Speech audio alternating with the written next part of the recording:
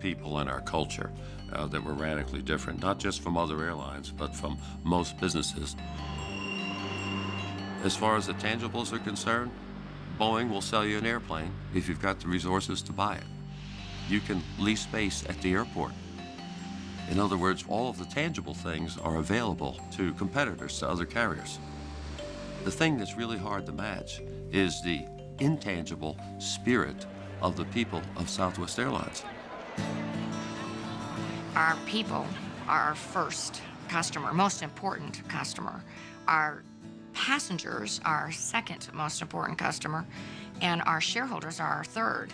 That's a bit odd, maybe for a Fortune 500 company, but if we get altruistic people, if we get people that want to serve, and if we provide them an environment where they can be themselves, then you'll get a tremendous amount of dedication, diligence, and productivity. The third circle, what best drives the economic engine?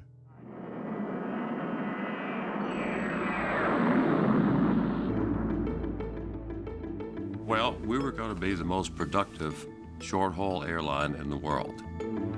We were going to get people out of their automobiles, get them off buses, and put them into the air. Our planes pull into the jetway, board passengers, and pull out again in 10 minutes or less. We always said, we're going to provide more for less, not less for less. We're going to give you a better quality of service, on-time performance, friendly people that welcome you. Greetings, all you beautiful little heartthrobbers and fun thinkers. Welcome aboard You go back to the early 1970s and you look at how Southwest got this really simple idea. They could be the best, low-cost, high-spirit airline, steadily increasing profit per fuselage. Just keep turning those planes, turning those planes, turning those planes. That idea guides them today. The beauty of the Southwest story is how they had that one simple, elegant, underlying idea, and they stayed with it now for over 30 years.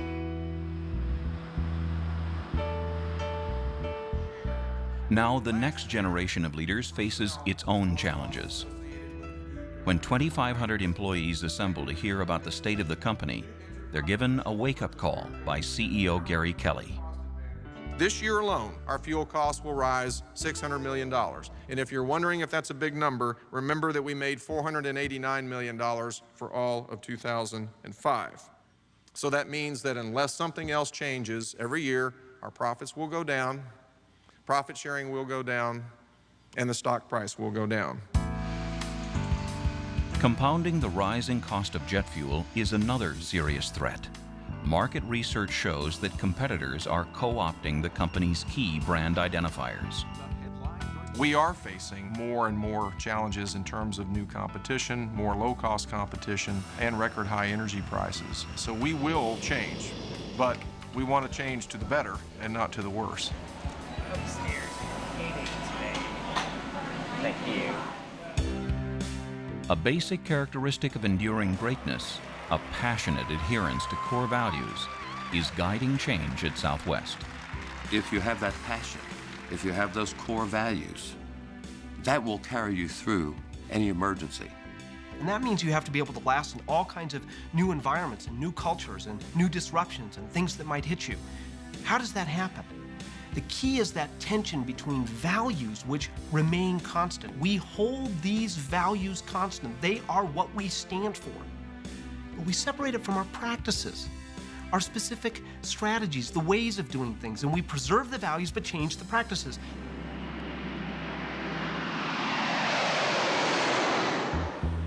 I think after September 11th, when our people responded magnificently, because they're not confined by rules and regulations, they can step up to the occasion.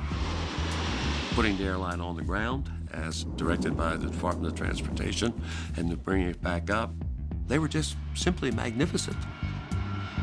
When our first plane took off from Love Field, everybody was singing, and most of us...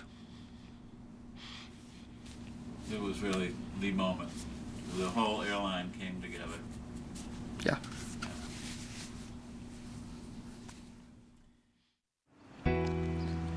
The Good to Great project focused on Fortune 500 companies, but Collins and his researchers came to see that the findings would apply far beyond business. We were astounded to discover that somewhere between 1/3 and 1/2 of our readers came from outside of business. I mean, this is a study where we began with stock returns, Wall Street, and we get people in education and healthcare and policing all over the map. We learned from that data that these are not principles of business. These are principles of greatness. The critical question is not the difference between business and social, between business and non-business, but between great and good. What can be done to improve the high school graduation rate for Latino youths in Arizona? That was the question facing business and civic leaders who assembled to hear Jim Collins speak on the issue. His task? To introduce the results of a statewide project that holds promise for the nation. What can we learn from the contrast of schools that do better than others in the same circumstances in educating Latino youth, defined as achievement per student, not per school, not per district, not per state, not financially, achievement per student? Half of the Latino children in Arizona's elementary schools do poorly on the standard 3rd grade reading tests, meaning lost opportunities as they grow older.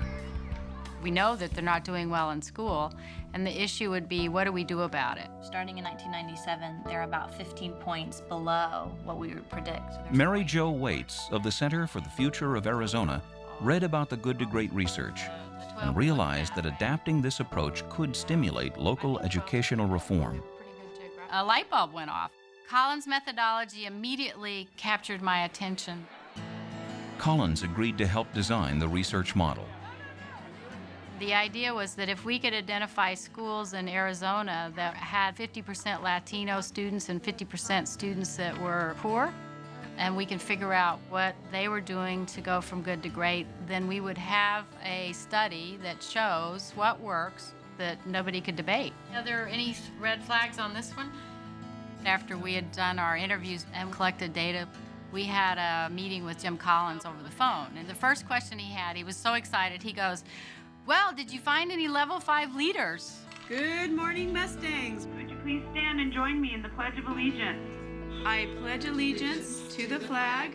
Hey, hi, Cody. Julie Tate Peach's school in Yuma was discovered during the research.